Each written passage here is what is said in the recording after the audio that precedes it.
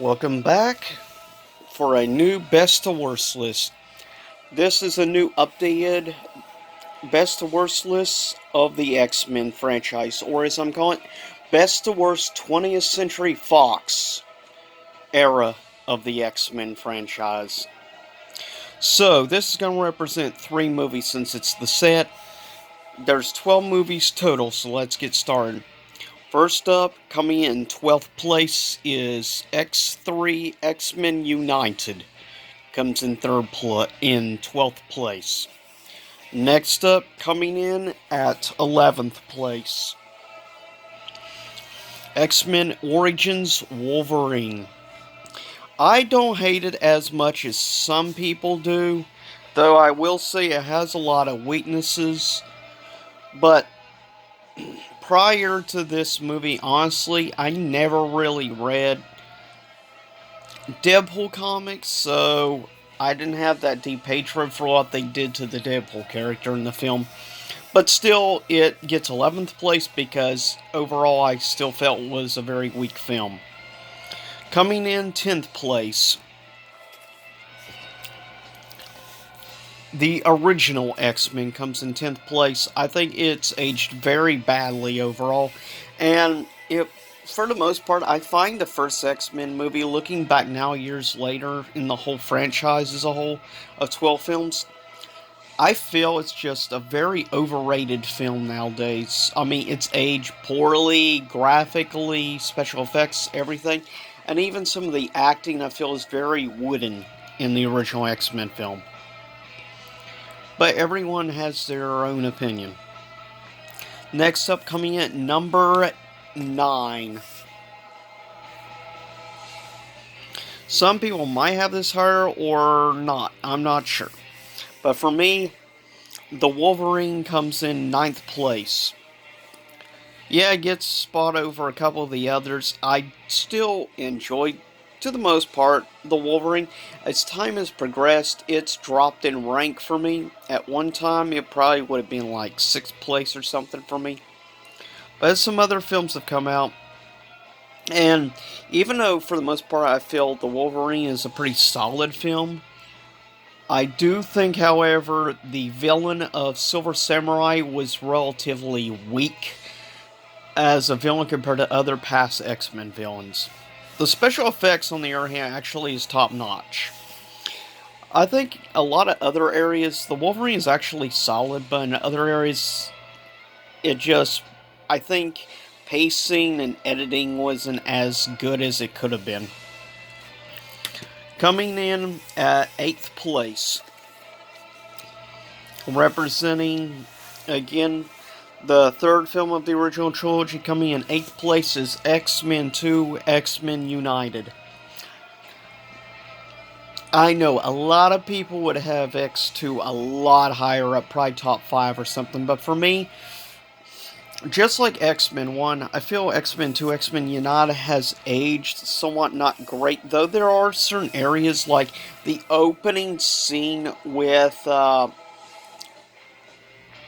feel, with Nightcrawler actually is one of the greatest scenes ever in any of the X-Men films, but I have a lot of issues with some of the pacing and things with X2, X-Men United. I just feel pacing could have been a lot better in the film overall, and some other issues I have here and there with the film. But with that said, still it gets 8th place. In 7th place is probably the most controversial on my list in rankings. In 7th place, as I said, controversial. In 7th place for me is the last of, to my knowledge, at least right now, the X-Men films, since I don't know about what's going to happen in the New Mutants. It's still in movie limbo somewhere.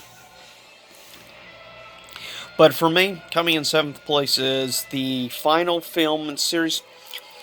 I feel there were a lot of stuff done well. Like I said, I feel the first act of the film was actually pretty solid overall, pretty well paced and edited. Act 2 is the worst part by far of the film, and the main villain of the film, unfortunately, is a real letdown to me. It's my biggest gripe with the movie and why it doesn't get any higher than 7th place. Mainly the villain. And yeah, the second act is not good at all. It really brings down the ranking of the film, but the first act and the third act are the reason why it made at least 7th place on the 12 list. Because I thought, for the most part, I still enjoyed this film. I actually saw this movie twice in theaters. I've now seen the movie 3 times. And I can say, honestly, I look back now and I think even more Act 3 of the film gets better every time I watch it, honestly. So, yeah, I don't hate this film like most people do. Coming in 6th place, a little bit of a head, another film that some people would probably have a lot lower than I do. Out of the 12, yeah, I have this the lowest on the upper half of the franchise. X-Men Apocalypse, for me, I really enjoyed the film for the most part. They could have done more with characters like Storm. Oh. Don't pay attention to the audio. There we go. Sorry about that. Anyways, get back to it. But, anyways, yeah. I felt the film, I really liked Oscar Isaac as Apocalypse. I actually didn't mind his design for the most part. It didn't end up looking like Ivan Ooze, as people said. In fact, nothing like Ivan Ooze. Speaking as somebody who's seen the original Power Ranger movie quite a few times. But yeah, I actually like this quite a bit, and it comes in 6th place. Coming in now, the top 5. Coming in 5th place is Deadpool 2. I'm sure some people have Deadpool movies higher than me because of the fanboy thing and stuff. I personally feel Deadpool characters overrated, but it doesn't change the fact it's a great action comedy film. And Deadpool 2 does get 5th place because I think the film overall is paced very well. And I think Josh does a great job as, of course, Cable. I thought he did a great job in the role. And I found the comedy really good overall and quite enjoyable. And it got a kick out of a lot of the stuff, like how they killed off a bunch of the characters, and how then at the end of the film, basically Deadpool goes back in time and tries to rewrite moments from past films, like Origins, even like references to like Green Lantern. I found that pretty funny. But yeah, Deadpool 2 comes in 5th place. Coming in 4th place is the original Deadpool, which I do, yeah, still to this day, I by far enjoyed Deadpool 1 more than Deadpool 2.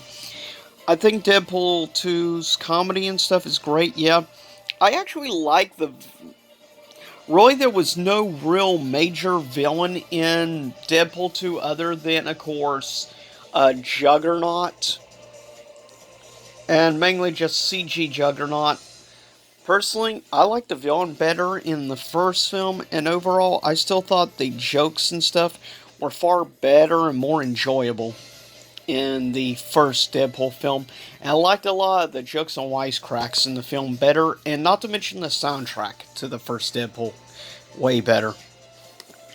Coming in 3rd place now, I consider the holy trinity of X-Men films. Coming in 3rd place, X-Men Days of Future Past, which up until recently was my second favorite X-Men film, and I think maybe about the best cover art of any of the X series, in my opinion. I just love that. And yeah, I really like the redesign of like the Sentinels in this, and I liked the new version of Trask they went with in this film as well, mainly because I'm a big fan of course, Peter Dinklage. I thought he was a great Trask, in all honesty.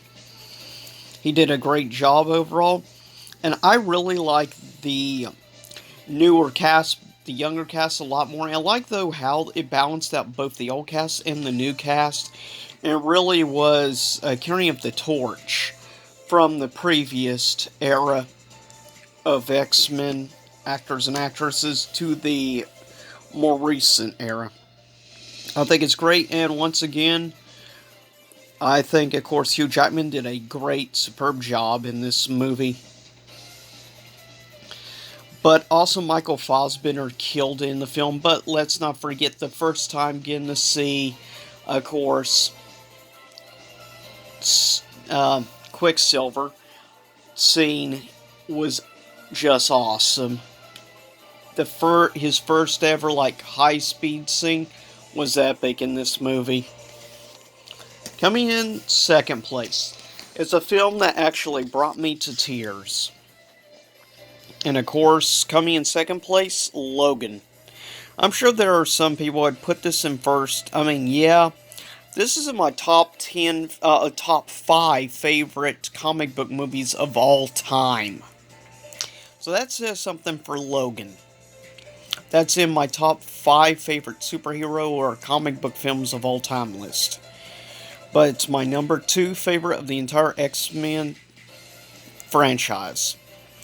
Superb, well directed, and it's interesting the fact that it ended up a Western film. I found that fascinating. The drama was superb, and yet at the end it brought me to tears.